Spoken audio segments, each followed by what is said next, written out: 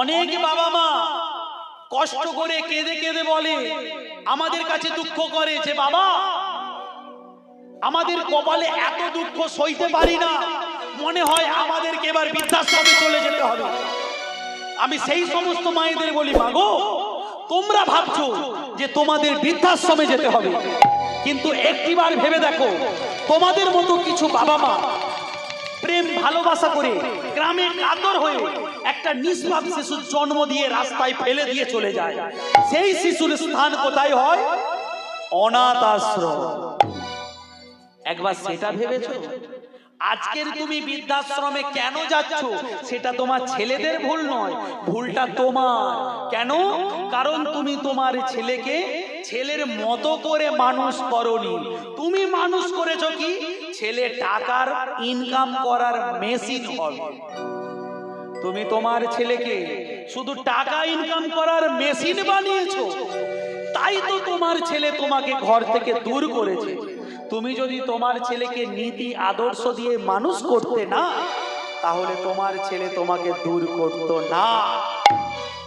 এ জগতে সব সময় দোষ কাদের হয়? ছেলে আর বউ। শাশুড়ি বলে, এ এমন বউ ঘরে এনেছি আমার ঘরটাকে একদম ধ্বংস করে দিচ্ছে। আমি সেই সমস্ত শাশুড়িদের করজোড়ে বলবো, মা তোমার বউ এসেছে এই 2 বছর আর তুমি আছো 30 বছর, তা এই গ্রামের মানুষকে কে বেশি চিনবে, তুমি না তোমার বউ? তোমার বউ কিন্তু পাড়ায় বেরোচ্ছে না, তুমি পাড়ায় বেরিয়ে বলছো আমার বউ ভালো নয়। তুমি জানো না তুমি কত বড় সর্বনাশ নিজে ডেকে আনছো। তুমি যখন পাড়াপতি বেশির কাছে বলবে যে আমার বউ ভালো নয়, সেই কথাটা পাড়ার মধ্যে ছড়িয়ে পড়বে। দেখবে কোন পাড়ার কাকিমা, এরা হচ্ছে আবার ডেঞ্জারাস মা, বৌমাকে ডেকে বলে, ও বৌমা এদিকে আয়, জানিস তো শাশুড়ি না আমাদের কাছে এই এই বলেছে, হ্যাঁ তুই একটু সাবধানে থাকবি। তবে তোকে কথাটা বলেছি বলে তুই যেন আবার তোর শাশুড়িকে বলিস, তাহলে আমাকে খারাপ ভাববে। দেখেছেন সংসারটা কে ভাঙাচ্ছে? সংসারটা কে ভাঙাচ্ছে? শাশুড়ি। শাশুড়ি যদি না পাড়ার মধ্যে পাড়ার লোককে বলতো, ওই বাইরের লোকটা কি জানতো আপনার সংসারে কি হচ্ছে? আপনি আলু ভাতে খাচ্ছেন না মাছ মাংস খাচ্ছেন, ওরা কি করে জানবে? আপনি যখন বলবেন তখন জানবে, তার আগে জানতে পারবে না। আমি সেই জন্য সমস্ত বাবা মায়েদের একটাই কথা বলে যাব, মাগো আপনারা আপনাদের বৌমাকে বাড়িতে এনেছে, সেই বৌমাকে বৌমা নয় নিজের মেয়ে ভাবুন, দেখবেন আপনি সম্মান পাবেন। আর যে সমস্ত বউ নতুন বিয়ে করে এসেছো তোমার মাকে ছেড়ে এই বাড়িতে এসে তুমি ওই মাকে শাশুড়ি নয় মা জ্ঞানে পূজা করো, দেখবে ওই শাশুড়ি তোমাকে মেয়ে জ্ঞানে মেনে নেবে। শুধু সংসারে শাশুড়ির দোষ থাকে না, বৌমারও দোষ থাকে। আবার বৌমারও দোষ থাকে না, শাশুড়িরও দোষ থাকে। বলে এক হাতে তো তালি বাজে না, দুটো হাত তো লাগবে। তবে এই হাত তালির সঙ্গে যখন মিলে যাবে, একে অপরের প্রতি প্রেম দেবে, ভালোবাসা দেবে, দেখবেন সেই সংসারে কোনোদিনও ঝগড়া অশান্তি আর থাকবে না। যে বাবা আমাদের আজ যে বাড়িতে থাকতে দিয়েছে, শুনলাম তো ওই বাবার 2 ছেলে। আমি তো এসে দেখছি যে ওই বাড়ির শাশুড়ি আর বৌমার মধ্যে কত সুন্দর মিল। এক জায়গায় বসে আছে, একসঙ্গে খাচ্ছে, মা কি করব, এটা করো মা, মা কীর্তন দলকে কি খেতে দেবো, এই দাও। আমরা তো এসে দেখছি এইরকম বৌমা আর শাশুড়ি হওয়ার দরকার। তা না হলে শাশুড়ি বৌমাকে দেখে আর বৌমা শাশুড়িকে দেখে মুখ বাঁকাবে, তাহলে সে সংসারে তো ঝগড়া অশান্তি লাগবে। প্রেম সে নিতাই গৌর হরি হরি বল। এই সুকু যা বাড়ির সমস্ত কাজ কর। বলে মা আমাদের যে বাড়ির চাকর বাকর ছিল কি হলো? বলে এতদিন ঘরে বউ ছিল না তাই চাকর বাকর ছিল, বউ এসে গেছে, চাকর বাকর রেখে কি হবে? সব চাকরকে তাড়িয়ে দিয়েছি, ঘরের বউ ঘরের কাজ করবে, এতে কি আসে যায়? সুকু মনে মনে ভাবছে, মাগো তুমি আমাকে যতই কষ্ট দাও, যতই দুঃখ দাও, আমি কৃষ্ণ ভজন ভুলবো না। ওই কৃষ্ণ ভজনার সাথে সাথে তোমার সংসারের কাজ আমি করব। সুকু কি করে? সুকু প্রতিদিন ভোর 4টের সময় উঠে ছুটে চলে যায় গঙ্গা স্নান করতে। আজকের সুকু গঙ্গা স্নান করতে চলেছে, আর দুটি বাহু তুলে চিৎকার করে ডেকে বলছে, প্রভু এ জীবনে পাবো নাকি তোমার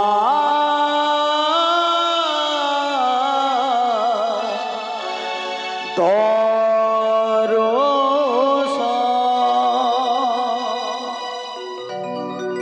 ও প্রভু এ জীবনে পাবো নাকি তোমার দর্শন। এ জীবনে পাবো নাকি তোমার দর্শন। এ জীবনে পাবো নাকি তোমার দর্শন।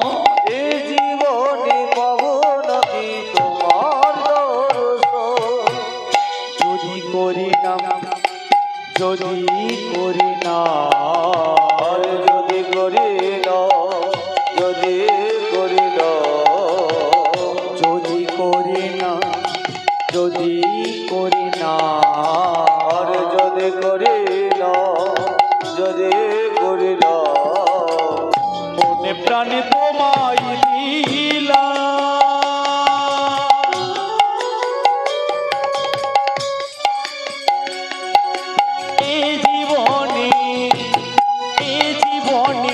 পাবো নাকি তোমার দর্শন।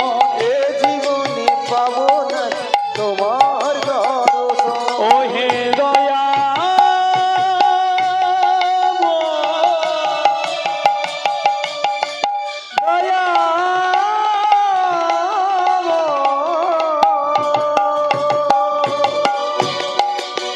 দয়া দয়াময় দয়াময়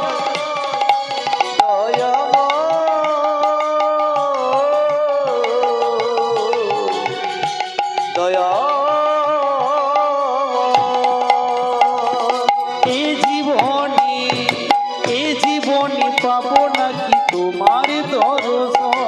এ জীবনে পাবো নাকি তোমার দর্শন। এ জীবনে পাবো নাকি তোমার দর্শন। পাবো নাকি তোমার দর্শন। প্রভু তোমার দর্শন, তোমার প্রভু তোমার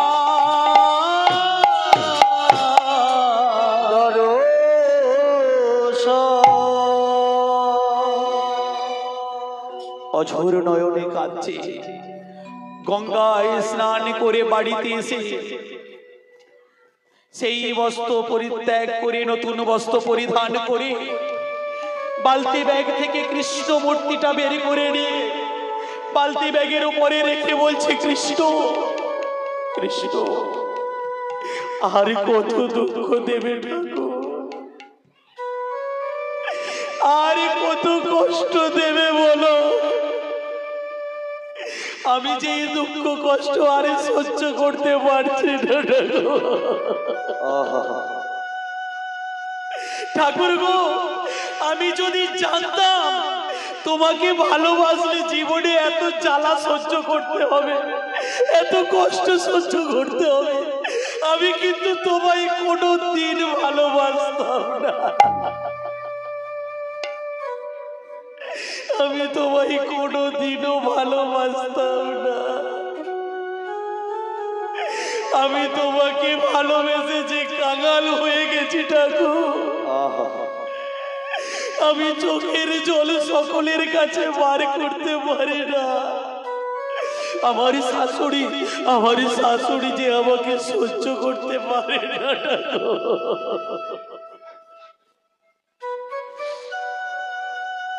ঠাকুর।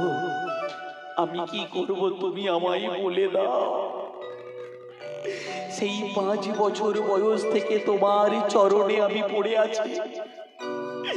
যার জন্য এখানে আসা, যার জন্য এই বাড়িতে বিয়ে করা, সেই বিঠল মন্দিরে যাওয়ার জন্য, সেই বিঠল মন্দিরে যে যাব সেই কথাটাও তো আমি আমার স্বামীকে মুখ ফুটে বলতে পারি না। আমাকে কে নিয়ে যাবে বলো ঠাকুর?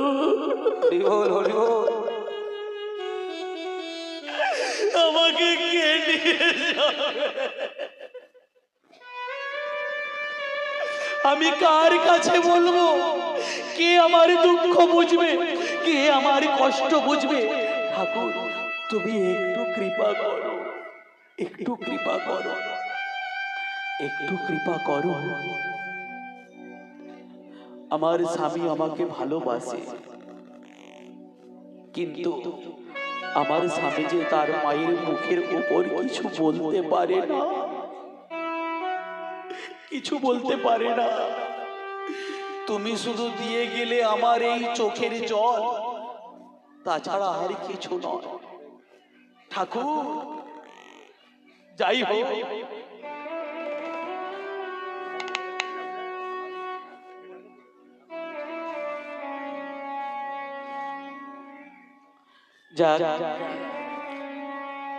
এই যে ঠাকুরকে ডাকার জন্য মাগো ভাবি চোখে জল আনবো না, কিন্তু পারি না। একবার ভেবে দেখবেন, এখানে অনেক মা আছে আমি দেখতে পাচ্ছি যারা চোখ মুছছে, বোঝা যায় যে ঠাকুরকে তারা অন্তর থেকে ভালোবাসে। শুধু মায়েরা নয়, অনেকে বাবাও আছে। মায়েরা ফট করে চোখের জল বার করতে পারে, কিন্তু বাবারা পারে না। বাবাদের মন যে পাষাণ। এই সমাজে অনেকে বলে যে মায়েরা ছেলে মেয়েদের মানুষ করতে পারে, বাবা পারে না। কিন্তু আপনারা জানেন না, এমনও কিছু কিছু বাবা আছে মা ছাড়া কিন্তু তারা সন্তানদের মানুষ করে।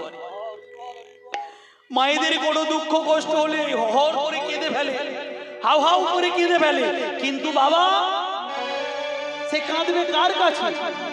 তার দুঃখ সে কাকে জানাবে? সে জানি এই সংসারটা আমার, আমার দুঃখ আমার কষ্ট আমি কার কাছে বলবো?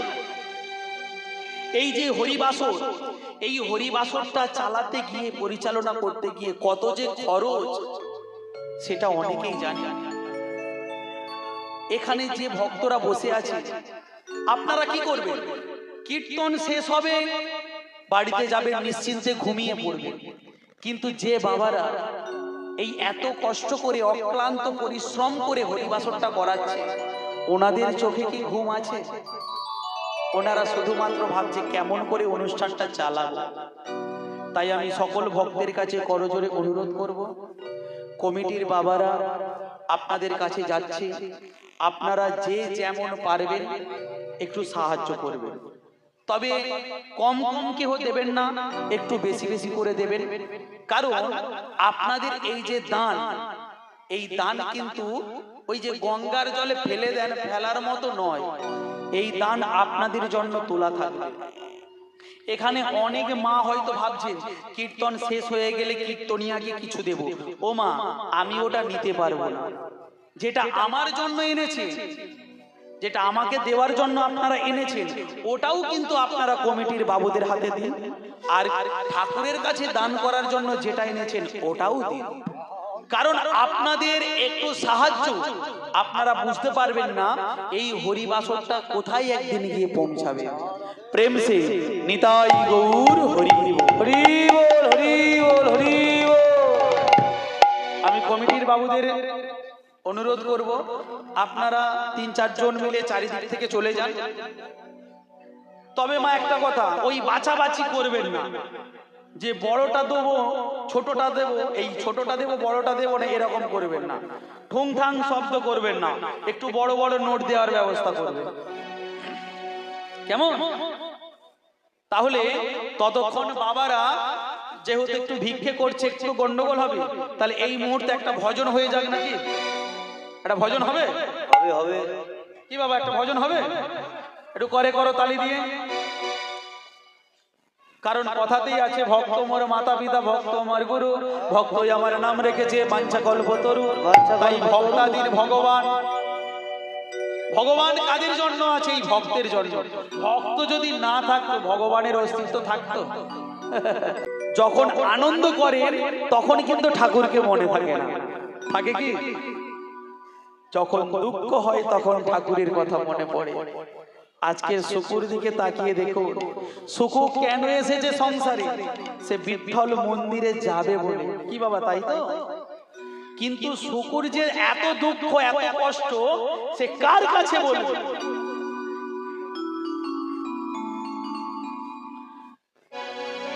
বলার মতো তো কেহ নাই। শুকু শুধুমাত্র ঠাকুরকেই বলছে। এইবার শুকু যখন এইভাবে ঠাকুরের সেবা পূজা করছে, এমন সময় তার শাশুড়ি কি করেছে? তার শাশুড়ি সেই জানালার পাশ দিয়ে দেখছে যে বৌমা আমার কি করে। দেখলো কি বৌমা কৃষ্ণ পূজা করছে। বলে, ও এই ব্যাপার, দাঁড়াও আমি তোমার ব্যবস্থা করছি। পরের দিন যখন বৌমা স্নান করতে গেল, শাশুড়ি কি করলো?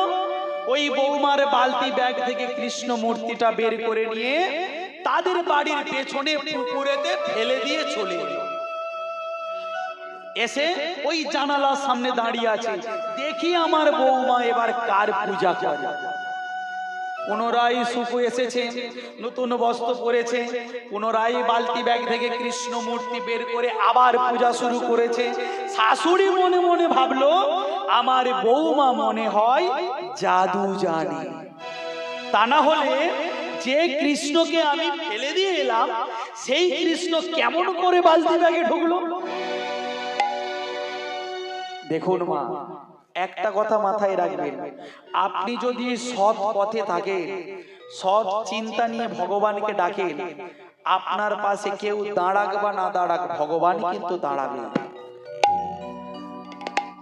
আমাদের এই সমাজে একটা প্রবাদ বাক্য আছে, রাখে হরি মারে কে। ঠাকুর যাকে রাখে তাকে কেউ কোনোদিন মারতে পারে না, আর ঠাকুর যাকে মারে তাকে কেউ কোনোদিন বাঁচাতে পারে না। ঠাকুর যদি মারে আপনার কি অবস্থা? আপনাকে মরতেই হবে, তাই না? ঠাকুর রাখলে আপনি হাজার চেষ্টা করলেও মারতে পারবেন না, আর ঠাকুর যদি মারে আপনি হাজার চেষ্টা করলেও বাঁচাতে পারবেন না। এটাই হলো প্রবাদ বাক্য। তখন শাশুড়ি মনে মনে কি ভাবছে যে আমার বৌমা মনে হয় জাদু জানে, তা না হলে কৃষ্ণমূর্তিটা বেরোলো কি করে? এইবার কি করেছে, যখন দুপুরে খাওয়া দাওয়া হয়ে গেছে, সেই এঁটো বাসনগুলো নিয়ে যখন শুকু ঘাটেতে গেল বাসন মাজতে, সেই সুযোগে শাশুড়ি কি করেছে, পুনরায় আবার ওই কৃষ্ণ মূর্তিটা বার করে নিয়ে আবার পুকুরে ফেলে দিল। দেখি এইবার আমার বৌমা কি করে। এইদিকে শুকু ঘাটে গেছে। জানেন তো মা, তখনকার সময় এখন যেমন আমাদের বাড়ির মধ্যেই সব আছে, সাবমার্শাল রয়েছে বাড়ির মধ্যেই, ধোয়া ধুই, তখন তার এরকম ছিল না, তখন ঘাটে পুকুরে যেতে হতো। এইবার 4-5 জন মিলে যেত। শুকু গেছে, তার সঙ্গে পাড়া প্রতিবেশী একটা দিদিও গেছে। শুকু তার মনের কষ্ট জানাচ্ছে, জানো দিদি, আমি কৃষ্ণ পূজা করি বলে, ঠাকুরকে ডাকি বলে আমার শাশুড়ি সহ্য করতে পারে না, আমার শাশুড়ি মোটে সহ্য করতে পারে না, আমি কি করব তুমি বলো। ওরে বোন, তোকে আমি আর কি বলবো, কষ্ট তো তোকে সহ্য করতেই হবে, কারণ তোর শাশুড়ি ওই রকম। দিদি, আমার যাই হোক, আমার যত কষ্টই হোক, আমি প্রতিজ্ঞা করেছি ওই শাশুড়িকে আমি ঠাকুরের চরণে আনবই, আর ওই শাশুড়ির হাত দিয়ে আমি ঠাকুরের সেবা পূজা করাবই করাবো। আমি শুধু সেই দিনটার অপেক্ষা করছি, ঠাকুর আমাকে কবে দেবে সেই দিন। এইবার হঠাৎ এমন সময় একটা শব্দ ভেসে এলো ওই শুকুর কর্ণমূলে। কি? বিঠ্ঠল বিঠ্ঠল বিঠ্ঠল জয়, বিঠ্ঠল বিঠ্ঠল বিঠ্ঠল জয়, বিঠ্ঠল বিঠ্ঠল বিঠ্ঠল জয়, বিঠ্ঠল বিঠ্ঠল বিঠ্ঠল জয়, বিঠ্ঠল বিঠ্ঠল বিঠ্ঠল জয়, বিঠ্ঠল বিঠ্ঠল বিঠ্ঠল জয়, বিঠ্ঠল বিঠ্ঠল বিঠ্ঠল জয়, বিঠ্ঠল বিঠ্ঠল বিঠ্ঠল জয়। ও দিদি, আমি পেয়ে গেছি। কি পেয়েছিস রে বোন? দিদি গো, যার জন্য এখানে আসা ওই তো বিঠ্ঠল মন্দির। এই বিঠ্ঠল ঠাকুরের নাম আমি শুনতে পাচ্ছি।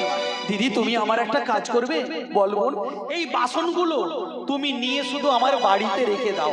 তুই কোথায় যাবি? ওই যে বিঠ্ঠলের নাম শুনতে পাচ্ছি, ওই নাম যেখান থেকে আসছে আমি সেখানে চলে যাব। তোর শাশুড়ি যদি জিজ্ঞাসা করে, তুমি সত্য কথা বলে দেবে দিদি, তুমি মিথ্যা বলবে না যে তোমার বৌমা যেখানে বিঠ্ঠলের নাম হচ্ছে ওখানে চলে গেছে। বলে ঠিক আছে। এইবার সেই বাসন নিয়ে বাড়িতে এসে তার শাশুড়িকে বলে দিল। তার শাশুড়ি ছেলেকে বলছে, চল বাবা, বৌমাকে আমরা নিয়ে আসি।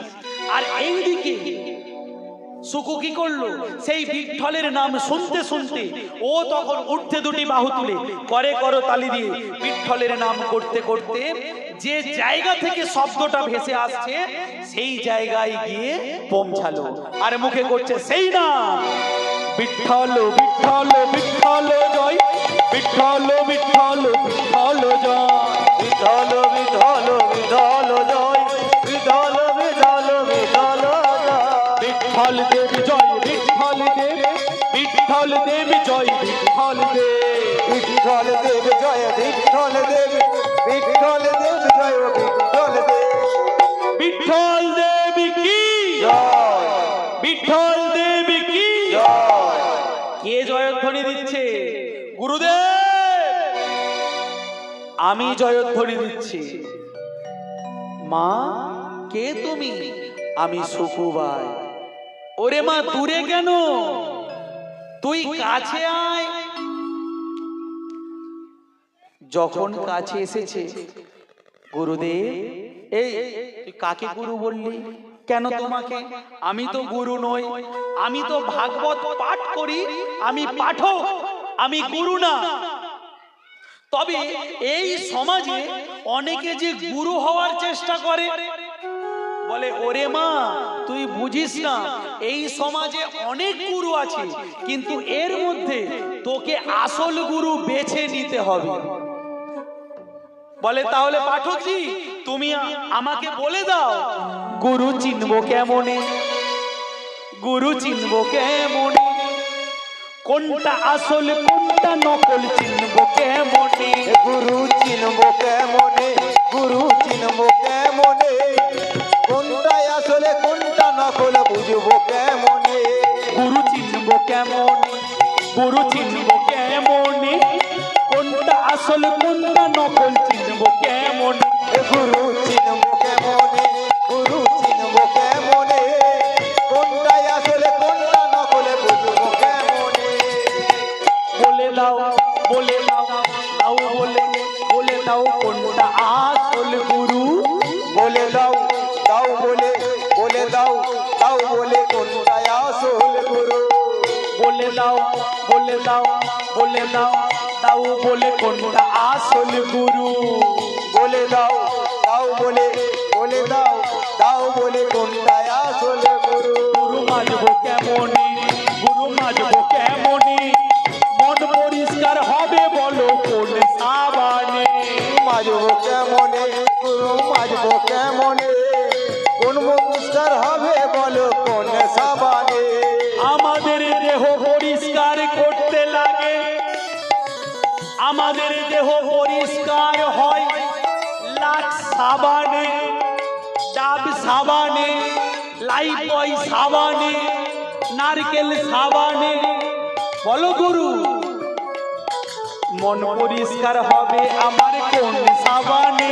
ও গুরু কোন সাবানে? এই মন পরিষ্কার হবে আমার কোন সাবানে? গুরু কোন সাবানে? আমার ভেতর পরিষ্কার হবে গুরু কোন সাবানে? বলে দাও কোন সাবানে? আমার ভিতর পরিষ্কার হবে বলো কোন সাবানে? গুরুজি কোন সাবানে? ওরে মা এই জগতে গুরু বোঝা বড় দায়, কারণ কথাই আছে গুরু মেলে লাখে লাখে, শিষ্য মেলে একটা। শিষ্য তো কেউ হতে চায় না, সবাই তো গুরু হতে চায়। গুরু কেমন হয়? বলে দীক্ষা নিতে হয়। এই দীক্ষা, দীক্ষা মানে কি জানেন? বলে কানে করবে ফিস ফিস, আর গুরুদেবদের ওকেশানে টাকা দিই। এই হলো গুরু দীক্ষা। বলে ওরে মা, ভগবানকে পেতে গেলে, ভগবানের কাছে যেতে গেলে কোনো দীক্ষার প্রয়োজন হয় না।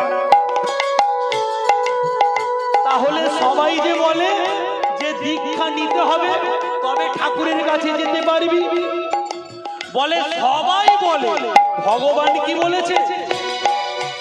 দেখবে আপনারা ভগবানের মন্দিরে যাবেন, ভগবানের মন্দিরে ওই যে ঝালটকে যে নোট পাওয়া যায়,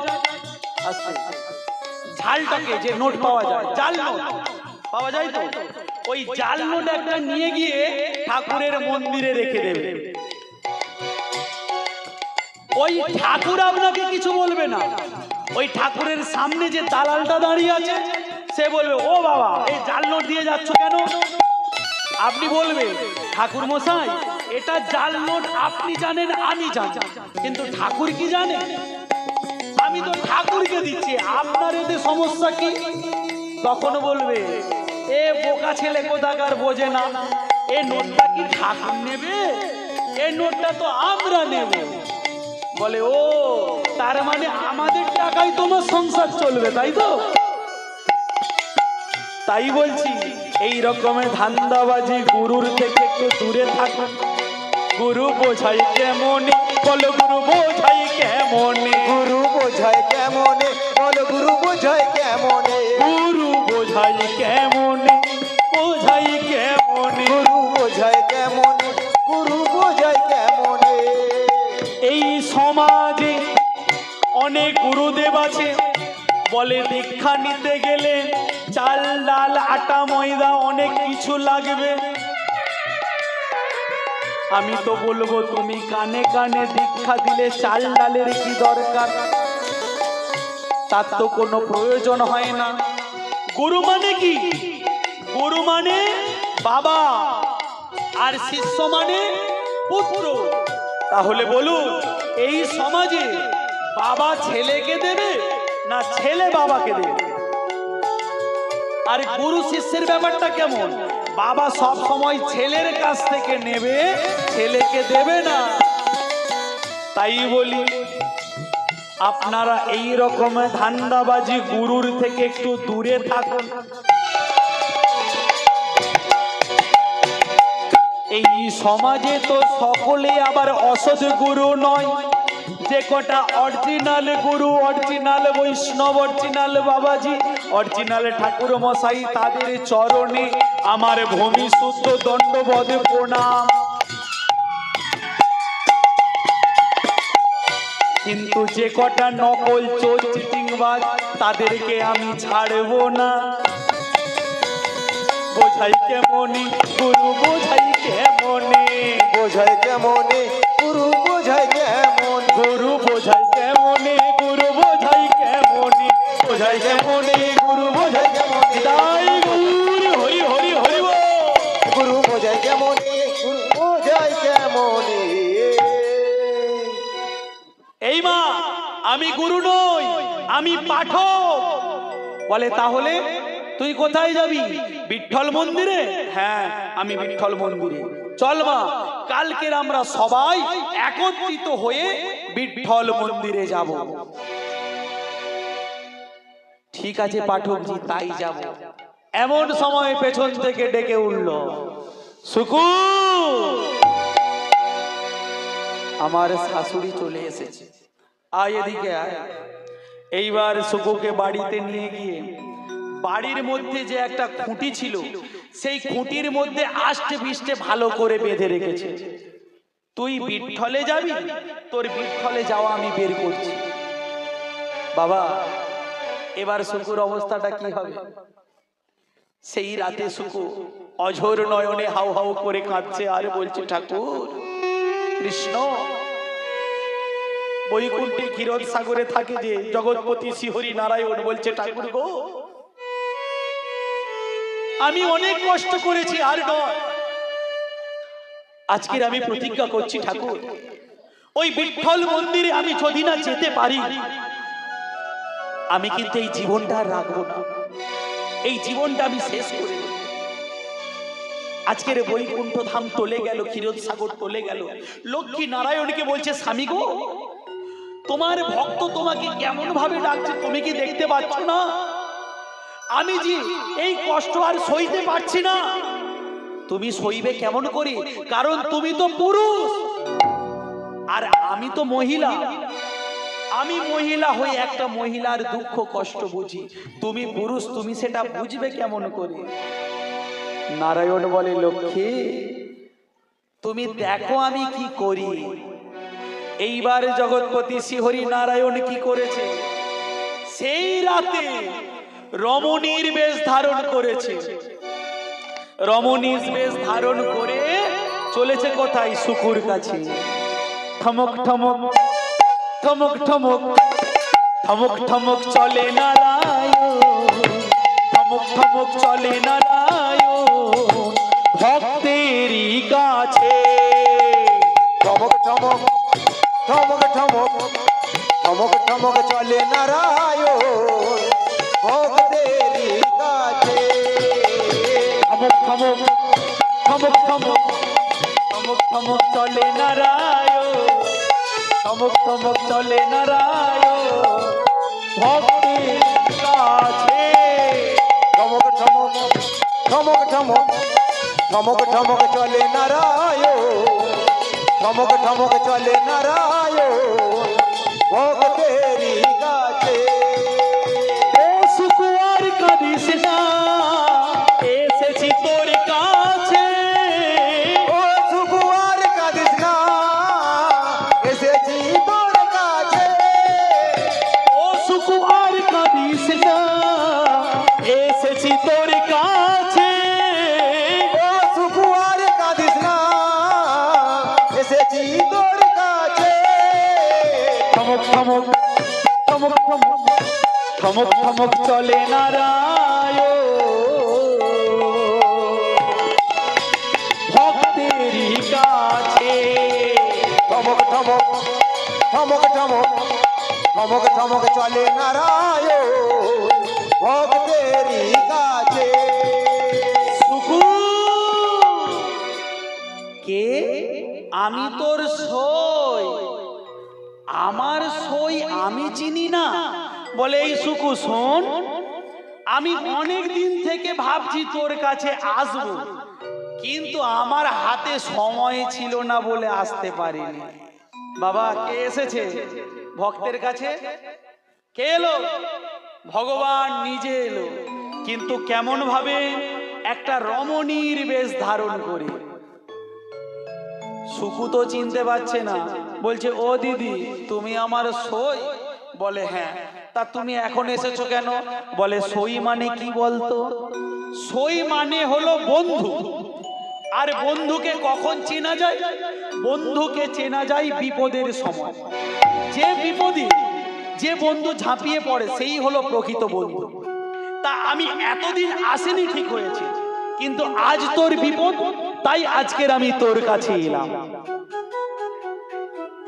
দিদি আমি কি করব?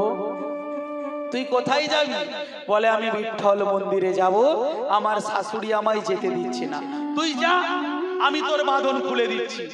দিদি আমার বাঁধন খুলে দেবে, যদি আমার শাশুড়ি আমাকে দেখতে না পায় তাহলে শাশুড়ি কিন্তু বিঠ্ঠল মন্দিরে চলে যাবে। ওরে বোন, সে ব্যবস্থাও আমি করব। কি না, তোকে আমি খুলে দিচ্ছি, তুই আমাকে বেঁধে দে।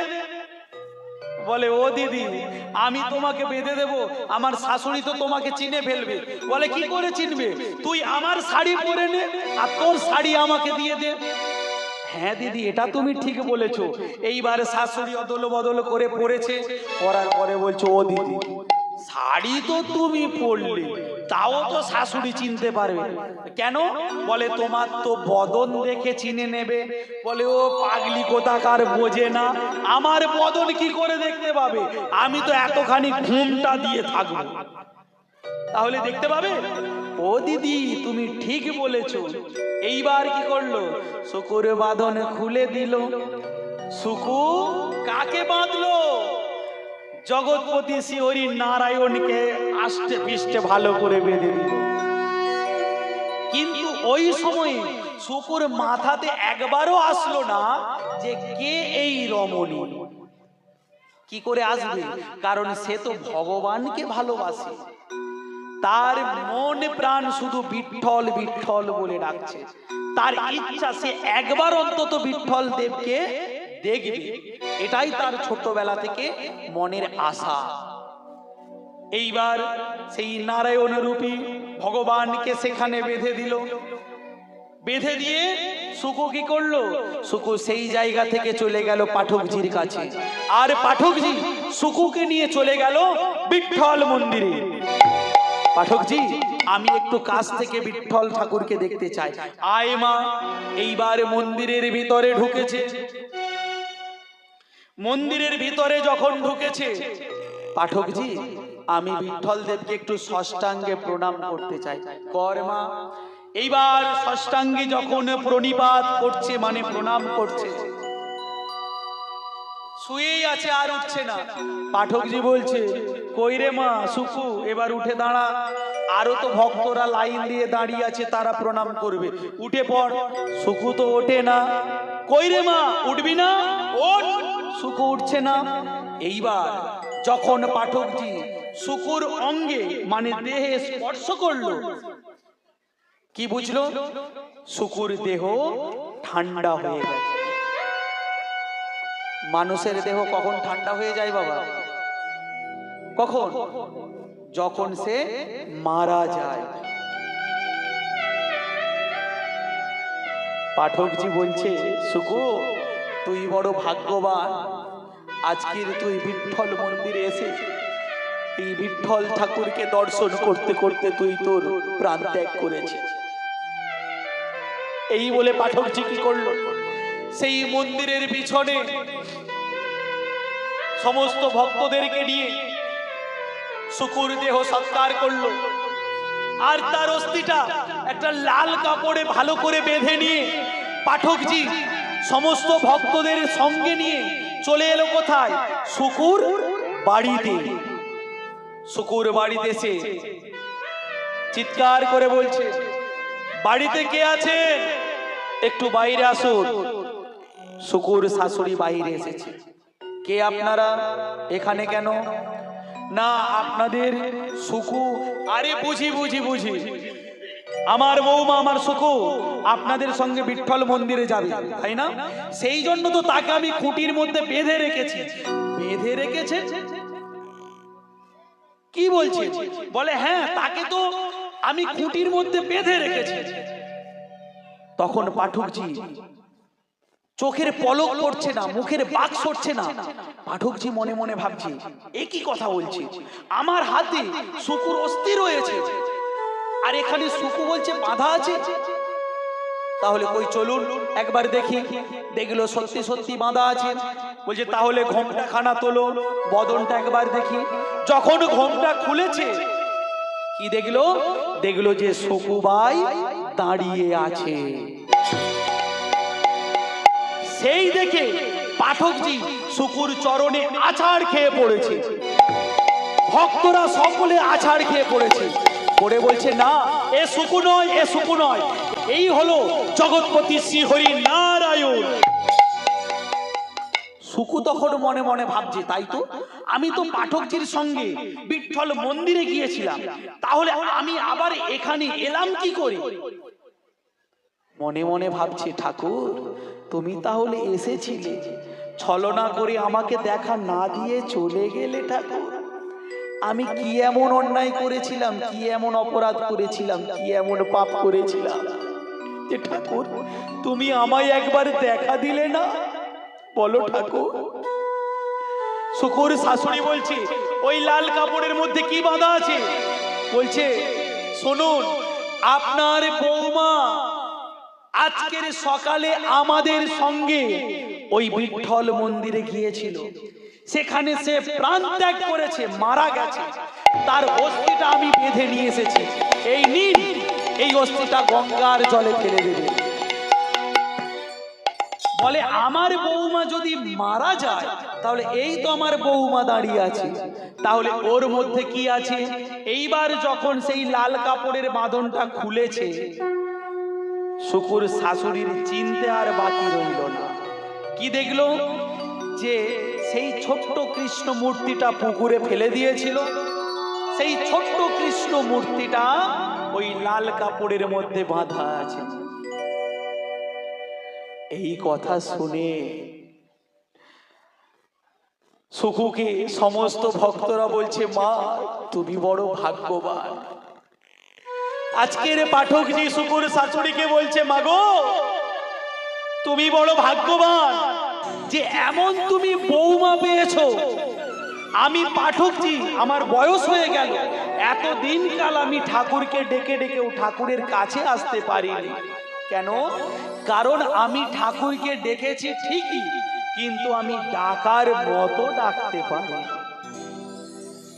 এই শুকু তোমার সাধারণ বউ নয়। তখন তার শাশুড়ি বলছে, পাঠকজি আমি আগেই বুঝেছিলাম যে আমার বৌমা কোনো সাধারণ মেয়ে নয়, এ হলো প্রকৃত কৃষ্ণ ভক্ত। তার প্রমাণ আমি আগেই পেয়েছিলাম। এই কৃষ্ণ মূর্তিকে আমি পুকুরে ফেলে দিয়েছিলাম, সেই কৃষ্ণ মূর্তি আপনার এই লাল কাপড়ের মধ্যে বাঁধা রয়েছে। তবে আজকের আমি শুকুকে বলবো, ওরে মা আই মা আয়, আজকের থেকে তুই আর আমি একসঙ্গে এই কৃষ্ণ মূর্তিকে আমাদের এই বাড়িতে প্রতিষ্ঠা করব। আর প্রত্যেক পূর্ণিমাতে আমি এই পাড়ার সমস্ত ভক্তকে সেবা দেব, যে সেবার নাম হবে নরনারায়ণ সেবা। নরনারায়ণ, নর মানে মানুষ, আর মানুষের মধ্যে ভগবান থাকে, নারায়ণ থাকে, সেই জন্য বলে নরনারায়ণ। মানুষকে সেবা দিলে সেই সেবাটা নারায়ণের সেবা হয়, তাই জন্য তাকে বলে নরনারায়ণ সেবা। এইবার সেই মন্দিরে শুকু আর তার স্বামী, তার শাশুড়ি বা তিনজনে বসেছে। বসে বলছো, হে কৃষ্ণ ঠাকুর গো, একবার তোমার মধ্যে সেই যুগল মূর্তিটা একবার দেখাও। আমি তো অনেক কেঁদেছি, অনেক ডেকেছি ঠাকুর, তুমি আমার কাছে এলে আমি তোমাকে চিনতে পারিনি, আমি তোমাকে বেঁধে দিয়ে চলে গেলাম। কিন্তু আজকের আমি তোমাকে দড়ি দিয়ে বাঁধতে চাই না, আমি তোমাকে আমার মায়ার বন্ধনে বাঁধতে চাই। ঠাকুর একবার সেই যুগল রূপটা দেখাও। ছোট্ট কৃষ্ণ মূর্তির মধ্যে রাধা কৃষ্ণের যুগল মূর্তি হয়েছে। শুকুর শাশুড়ি বলে, কই রে মা, আমি তো দেখতে পাচ্ছি না। বলে, মা তুমি আমায় স্পর্শ করো, দেখতে পাবে। এইবার শুকুর স্বামী স্পর্শ করেছে, শুকুর শাশুড়ি স্পর্শ করেছে। যখনই শুকুকে স্পর্শ করেছে, তখন তিনজনে মিলে দেখতে পেল সেই রাধা কৃষ্ণের যুগল মূর্তি।